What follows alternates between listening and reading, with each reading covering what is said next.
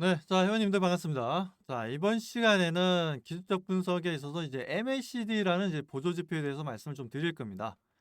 MACD 같은 경우에는 일반 우리 투자자분들도 많이 보시고 실제 펀드 매니저들도 많이 보는 거의 뭐 주식을 좀 한다라는 분들은 거의 MACD 보조 지표 정도는 봅니다.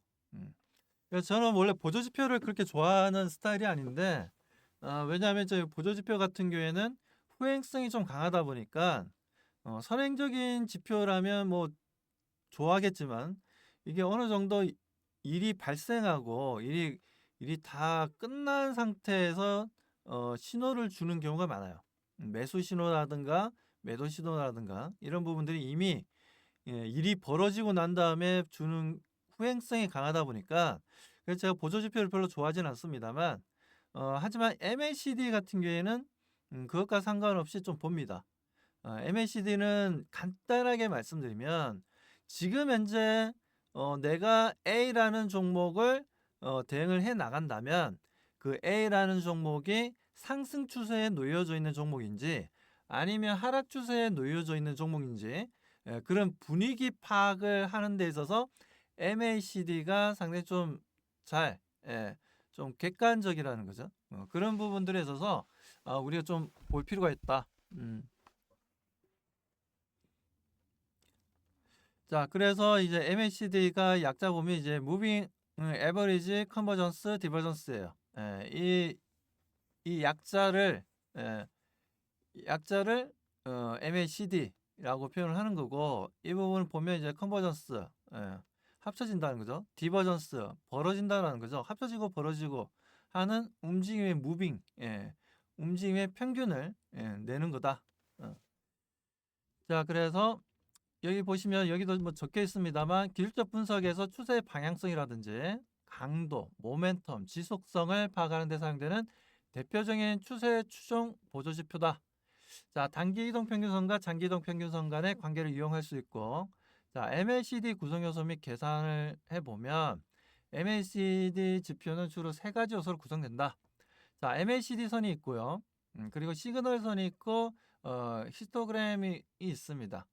제로선 뭐 이렇게 돼 있는데, 자, 그렇다면 MACD 선 같은 경우에 단기 지수 이동 평균에서 장기 이동 평균선을 뺀 값이다 라는 거죠.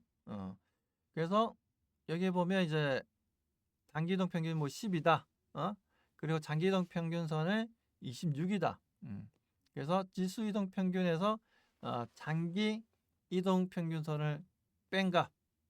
그걸 MACD 선이라고 보시면 돼요. 그리고 시그널 선 같은 경우에는 9일 지수 이동 평균 값이다라고 보시면 돼요. 9일 이동 평균.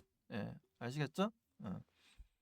이런 부분들은 제가 표를 보면서 좀 더 자세히 좀 설명을 좀 드리도록 하겠습니다. 그리고 히스토리그램 같은 경우에는 뭐 MACD 선이랑 시그널 선 사이의 차이를 막대 그래프로 표시한 거다. 그래서 히스토그램이라고도 이제 뭐 표현을 하는데 히스토그램이라고도 표현하기도 하고요. 뭐 오실레이터라고도 근데 보통 오실레이터라고 표현을 더 많이 합니다. 자, 그리고 제로선 기준선 역할을 하며 MACD 선이 0선 위에 있으면 상승 국면, 아래에 있으면 하락 국면이다. 무슨 말인지 알겠죠? 이게 평균 기준선이라는 게 있는 거예요. 그걸 제로선이라고 표현을 한다는 거죠. 자, 그래서 우리가 보시는 것처럼 우리가 이 다이버전스, 컨버전스를 보게 되면 올라갈 때의 다이버전스 현상, 하락할 때 다이버전스 현상, 그리고 하락할 때 컨버전스 현상, 그리고 상승할 때 컨버전스 현상 이렇게 우리가 네 가지로 우리가 구분해서 볼 수는 있어요. 볼 수 있고 일반적으로 시그널선을 MACD가 돌파하게 되면 그러니까 제로선 아래에서 돌파하게 되면 우리가 이 골든 크로스라고 표현을 쓰고요. 그리고 이건 상승에 대한 추세적인 상승 전환에 대한 시그널이다라고 보시면 돼요. 반대로 여기서 보시면 아래로 지금 현재 시그널선을 MACD가 데드 크로스가 나는 부분이죠. 이 데드 크로스가 난다는 건 하락하는 추세로 전환되는 시점이다라고 보시면 돼요. 그리고 이렇게 선이 삐죽삐죽 올라와 있죠. 올라와 있는데 이걸 조금 전에 우리가 뭐라고 했나요? 히스토그램이라고 표현을 했죠. 자, 이 히스토그램이라고 표현을 하기도 하고 저는 뭐 히스토그램이라고 잘 표현하지 않고 이제 그냥 오실레이터라고 표현을 합니다. 그리고 일반적으로 그게 다들 그렇게 많이 불러요. 저만 그렇게 말하는 게 아니라. 그래서 둘 다 맞는 용어다. 히스토그램이라고 표현해도 되고 오실레이터라고 표현해도 되고. 그래서 오실레이터 같은 경우에 이렇게 위에 있으면 제로선 위에 표시되어 있으면 이제 상승 추세에 놓여져 있다라고 보시면 되고, 아래쪽에 막대가 형성되어 있으면 이건 하락 추세에 놓여져 있다라고 보시면 됩니다. 무슨 말인지 이해가시죠? 자, 그래서 MACD를 활용해서 매매 신호, 주요 매매 신호는 다음과 같다. 자, 골든 크로스 MACD 선이 시그널 선을 상향 돌파한다. 제가 조금 전에 말씀드렸죠?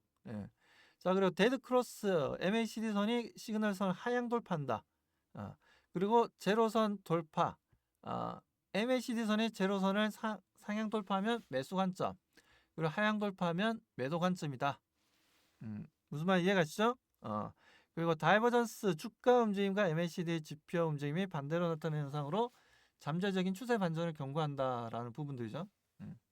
그래서 이런 다이버전스 같은 경우에는 보통 하락 추세에서 상승 추세로 전환될 때나 상승 추세에서 하락 추세로 전환될 때 이 다이버전스 현상을 보여준다라는 겁니다. 자, 그리고 우리가 이렇게 MACD 선이 있고 시그널 선이 있죠. 그래서 보통 이렇게 골든 크로스를 만들 때 이럴 때 매수를 한다라는 거예요. 이럴 때 매수하고 그리고 이게 데드 크로스가 나는 MACD 선이 시그널 선을 아래로 돌파하면서 데드 크로스가 나는 시점이 뭐다? 매도 시점이라는 겁니다. 매도 시점, 매수 시점. 무슨 말인지 이해가시죠? 자, 이렇게 해서 MACD에 대해서 말씀을 좀 드렸습니다. 무슨 말인지 바로 이해가 가실 거예요. 그래서 MACD 같은 경우에는 뭐 길게 설명할 필요가 없어요. 핵심적인 부분들만 딱딱 외워주시면 됩니다. 아시겠죠?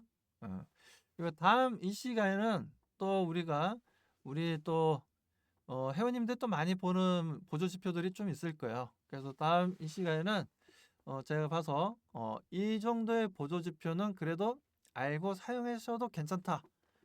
이거 좋습니다. 라고 생각하는 보조지표들도 있습니다. 저도. 그렇기 때문에 그 부분들을 또 말씀드릴 테니까 다음 이 시간을 좀 기대해 주시기 바랍니다. 자, 그렇다면 오늘 MACD에 대한 설명은 이것으로 마치도록 하겠습니다.